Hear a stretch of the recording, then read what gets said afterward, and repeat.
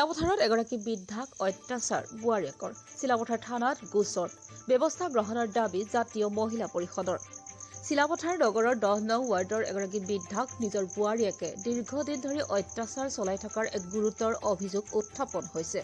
জানিব পৰা অনুসৰি 10 নং ৱাৰ্ডৰ নিৰু চাবুকধৰা নামৰ 65 বছৰীয়া এইগৰাকী বৃদ্ধাক তেওঁৰ একমাত্ৰ বোৱাৰীয়েক পিংকি দিহিঙে দীৰ্ঘদিনৰ পৰা শাৰীৰিক আৰু মানসিক নিৰ্যাতন চলাই আহিছে য'ত 23 অক্টোবৰৰ নিশা সামান্য কথাতে বোৱাৰীয়েকে বেয়াকৈ মাৰধৰ কৰি আহত কৰে বৃদ্ধাগৰাকীক লগতে ঘৰৰ পৰাও খেদি দিয়ে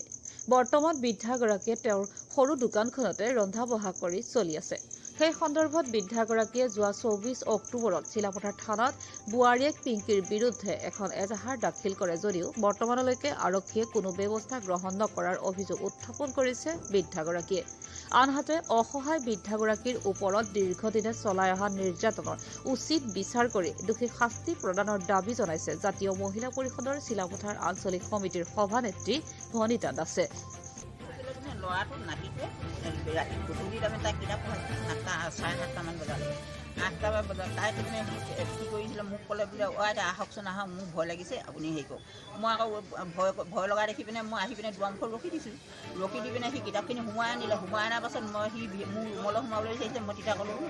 আমি দুটা সি বাহিৰলৈ যাওঁ এনেকৈ বুলি কথাখনে মই এনেকৈ আঙুলিটো টুৱাই পিনে ক'লোঁ যে তাই মই একাঙিতত হেনো ল'ৰাটোক কথা শিকাইছোঁ বুলি মোলৈ হেতাখন লৈ খেলাম মই মাৰপিট তাই মোক মাৰিছে ভৰিত মাৰিছে হেৰিত মাৰিছে তাৰপিছতে মই হাতখন হেতাখন কাঢ়ি ল'লোঁ হেতাখন কাঢ়ি লোৱাৰ পাছত তাই তাৰমানে মোলৈ আকৌ শিলগুটিটো কটা শিলগুটিটো লৈছিলে বৈজনীয়ে পিংকি চাবুকধৰা সেই কি কয় দিহিঙীয়া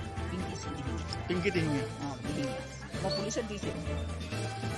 পুলিচে এতিয়ালৈকে একোৱে কোৱা নাই এতিয়া পুলিচে অহা নাই আজি আহিম বুলি ক'লে নাই অহা এতিয়ালৈকে খেদা এতিয়া মই পাকঘৰত মোক ভাত বনাবলৈ নাপাওঁ তাৰমানে তাই পাকঘৰখিনি চব তাই লৈছে এতিয়া উঠিছে মই তাৰমানে বাহিৰত ইয়াত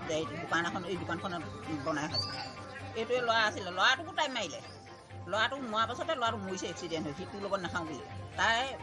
এসপ্তাহ আগত মাৰিছে ল'ৰাটোক ছাতিটো বেকা হৈ যোৱাকৈ মাৰিছে তাৰমানে সি মদ খাই আহিছে ঘূৰণীয়া গোট খাই আহিছে কিন্তু তাই মোক মাৰিব এতিয়া তাই মোক মাৰিবলৈ এম লৈছে মই গম পালোঁ আৰু সিহঁতৰ ঘৰৰ মানুহ হৈ সিয়া মোক মাৰিবহি কোনোবা এদিনা মই লোকত জোঠা ধুবলগীয়া হৈছে এতিয়া জোঠা ধুই মই তাৰমানে তাইক খুৱাইছোঁ তাই বেলেগে খাইছে 3 দিন ভাত সিজাই মই 3 দিন লঘনে আছোঁ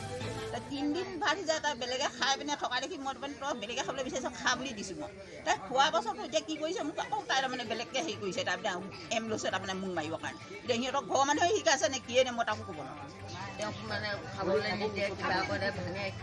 সদায় কাজিয়া কৰি কালি পৰহিনা নামাৰ আগতে তেওঁ বিয়া খাই আহিছিল অহাৰ পিছতে তেওঁ কাজিয়া লাগিছিল মাৰপিট কৰিছে জাতীয় মহিলা পৰিষদৰ ফালৰ পৰা এগৰাকী বৃদ্ধাক যিহেতু এনেকুৱা এটা ঘৃণনীয় কাম কৰিছে তেখেতৰ শাহুৱেক এগৰাকী হয় এখন হোটেল চলাই লোকৰ বাচন ধুই তেখেতে নাতিটো আৰু বোৱাৰীয়েকক যিহেতু ভৰণ পোষণ দিছে এটা চৰকাৰী চাকৰি বা পেঞ্চন নাই তাৰপিছতো যিহেতু সেইগৰাকীয়ে বুজি নাই পোৱা অকলশৰীয়া অৱস্থাত তেনেকৈ অকলে পাই মাৰিছে ইয়াৰ পিছত তেওঁ নিশ্চয় ইয়াতকৈ আৰু ডাঙৰ কিবা কৰিব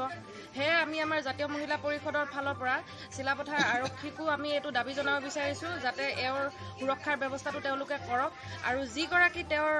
বোৱাৰীয়েক তেখেতৰ ওপৰতো তেওঁলোকে এটা উচিত ব্যৱস্থা এটা গ্ৰহণ কৰক